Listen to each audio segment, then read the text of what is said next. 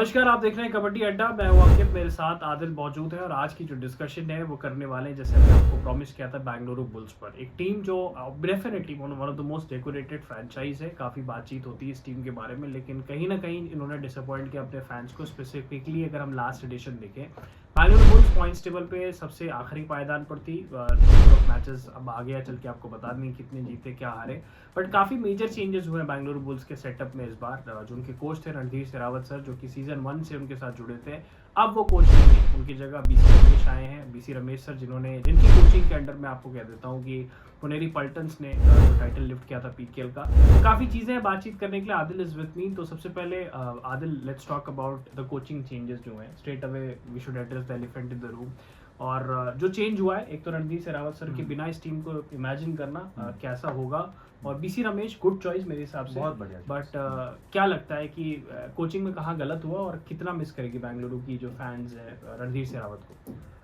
Randhir sir को मेरे को लगता है कि हाँ, बहुत ज़्यादा मिस करने वाले हैं, क्योंकि 11 सीजन से हमें एक ही चेहरा देखने की आदत थी। बेंगलुरु बुल्स का जब भी कोचेस कॉर्नर आता था मैच के बीच में, तो हमें पता था वो रणधीर सर आने वाले हैं, वो बताएंगे, कुछ करेंगे। तो वो ना एक आदत सी बनी हुई है, लेकिन अब इस बार वो आदत ना खत्म होने वाली है, क्योंकि अब वहाँ बीसी रमेश आएंगे।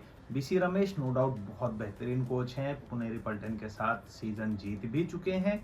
और पिछले सीजन पता नहीं क्या हुआ पुनेरी पल्टन और उनके बीच में, जो मिड सीजन उनको हटा दिया। असलम इनामदार के जाने के बाद टीम की परफॉर्मेंस ज़रूर डाउन हुई थी, लेकिन ऐसा नहीं था कि बीसी रमेश कोई ख़राब कोच हैं। उन्होंने सीजन जीता हुआ, तो ऑब्वियसली एक बेहतरीन कोच हैं वो।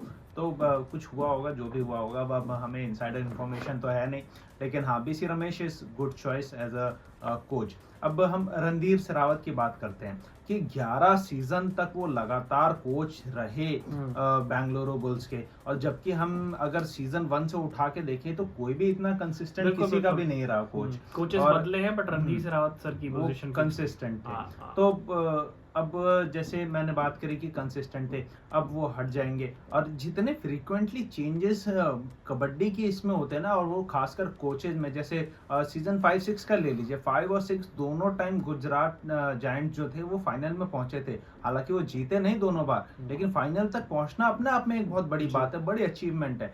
लेकिन उसके बावजूद फिर मनप्रीत सिंह और गुजरात जायंट्स ने अपने जो रास्ते हैं वो अलग अलग कर लिए थे। तो ऐसा हमेशा पटना ने भी यही किया, रनर थी लास्ट एडिशन में, आप देखो फाइनल में पहुंचाया, वो भी ऐसी टीम को जिसमें कोई भी एक्सपीरियंस खिलाड़ी नहीं था, सारे इनएक्सपीरियंस बंदे थे। उस टीम को अगर आप फाइनल में पहुंचा सकते हो, तो अगले सीजन आप जितवा भी सकते हो उससे।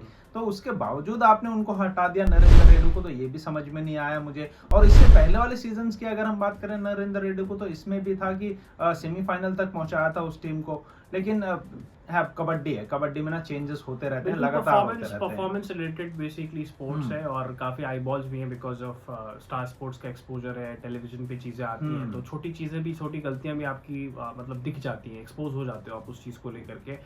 रणधीर शेरावत सर की तो हमने बात कर ली, और हमने बात कर ली बीसी रमेश सर की, और हमें पता है यार कितनी कैपेबिलिटी उनके अंदर, किस तरीके से वो कोचिंग करते हैं पुनेरी पल्टन की। Now let's address the players. अब आते हैं स्पेसिफिकली रेडिंग डिपार्टमेंट में। रेडिंग में क्या वीकनेसेस दिखाई दी थी और क्या पॉसिबल चेंजेस हम देख रहे हैं इस बार रीडिंग में? विजय पवार इनके पास थे, प्रदीप नरवाल डेफिनेटली उस पर मैं आऊंगा, जय भगवान भी थे इनके पास। तो क्या पॉसिबल चेंजेस दिख रहे हैं, और प्रदीप नरवाल का क्या फ्यूचर दिख रहा है इस टीम में या पीकेएल में बेसिकली? सबसे पहले तो जो भी हमारे फॉलोअर्स हैं, जिन्होंने भी हमारे बेंगलुरु बुल्स के एनालिसिस वाली वीडियो देखी होगी, तो मैंने उसमें कहा था कि ये टीम शायद प्लेऑफ में भी क्वालिफाई ना कर पाए। मैंने कहा था ऐसा। वो इसलिए कहा था ना, क्योंकि उनके रेडिंग डिपार्टमेंट में वो दम नहीं दिख रहा था, और ऐसा ही हुआ। उनके रेडिंग डिपार्टमेंट में बिल्कुल भी दम नहीं दिखा। फिर चाहे वो प्रदीप नरवाल ऑब्वियसली बहुत बड़े स्टार है, लेकिन आउट ऑफ फॉर्म है वो भी, और आउट ऑफ फॉर्म खिलाड़ी कभी भी उतना बेटर परफॉर्म नहीं कर पाता। फिर अजिंक्य पवार, वो भी उससे पहले वाले सीजन में ठीक ठाक ऑन एन एवरेज परफॉर्मेंस था, बहुत एक्सेप्शनल। उन्होंने भी नहीं खेला था, उनको लेना भी कोई बेटर चॉइस था नहीं, तो उनको लिया। उसके बाद जय भगवान को लिया। जय भगवान ने नेशनल जो होते हैं नेशनल टूर्नामेंट्स, उनमें किसी एक टूर्नामेंट में अच्छा किया था, लेकिन थ्रू आउट उनकी भी कंसिस्टेंसी उतनी अच्छी थी नहीं, उनको लिया। तो ओवरऑल बहुत एवरेज सा इनका यूनिट था, रेडिंग यूनिट। इस वजह से ये क्वालिफाई नहीं कर पाया, और क्वालिफाई तो छोड़िए, पॉइंट्स टेबल में सबसे नीचे थे। और इसका मेन वजह ये थे कि 22 मैचेस टोटल होते हैं लीग मैचेस में, और सिर्फ 2 मुकाबले वो जीते।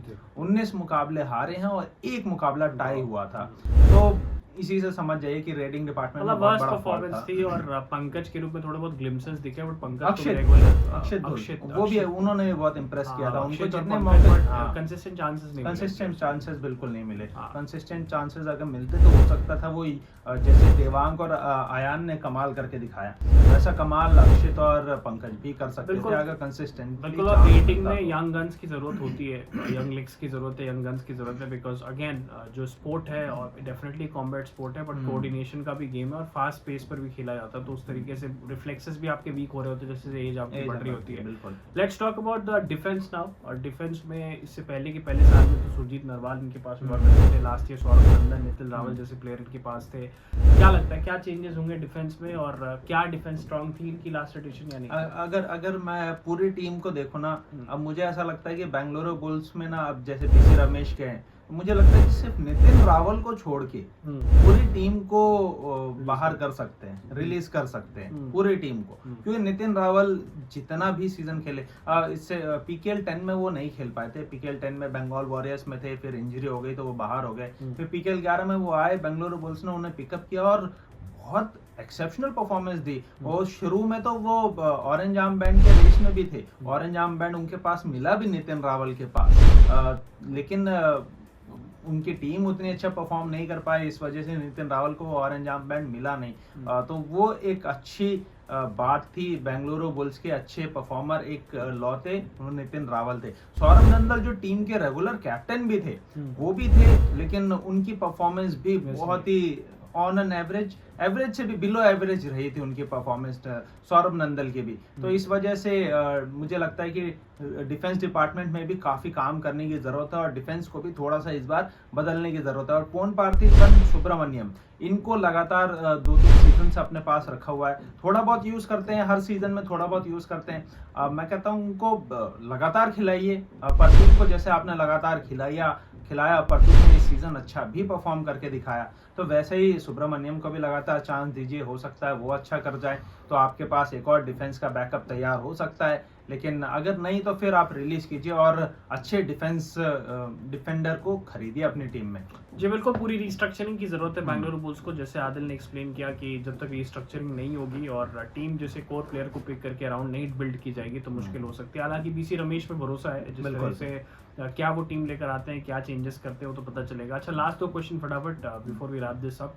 पहला जो मैं पूछना चाहता हूँ, ये पूछना चाहता हूँ कि रिलीज का तो आपने बता दिया कि कौन कौन रिलीज होंगे, रिटेन का भी बता दिया आपने।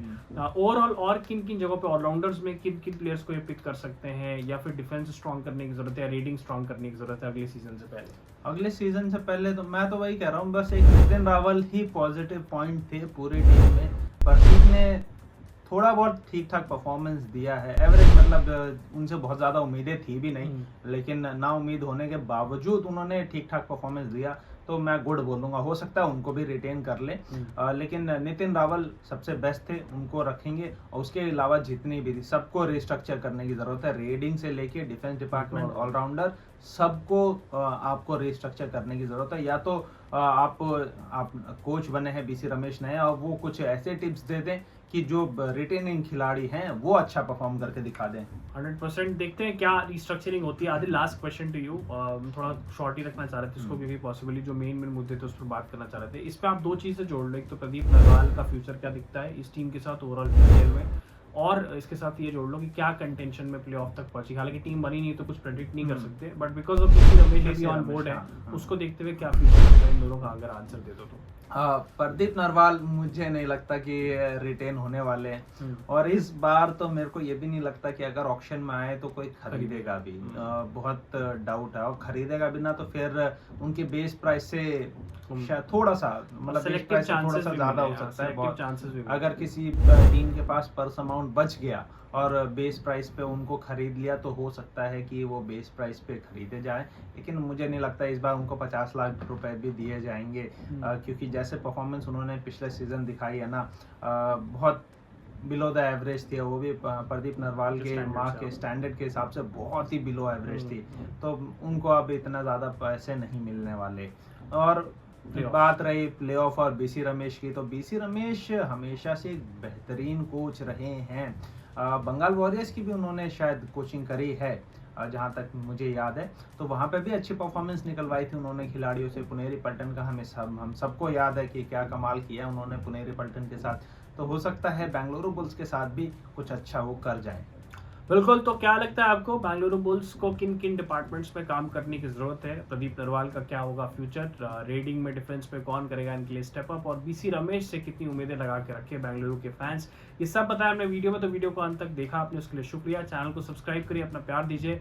नेक्स्ट वीडियो किस पे मिलते हैं? जयपुर पैंथर पे हम जयपुर मिलेंगे। पैंथर्स। तो हम पहले ही आपको डिस्क्लोज कर देते हैं अगले वीडियो में किस पे बना रहे हैं। तो जयपुर पे मिलेंगे, जयपुर पे बात करेंगे। तब तक अगर आपने पटना की वीडियो नहीं देखी तो लिंक डिस्क्रिप्शन में होगा, जाकर के देख लीजिएगा। इस वीडियो को भी प्यार दीजिएगा। आपसे फिर मिलते हैं। Thank you for watching.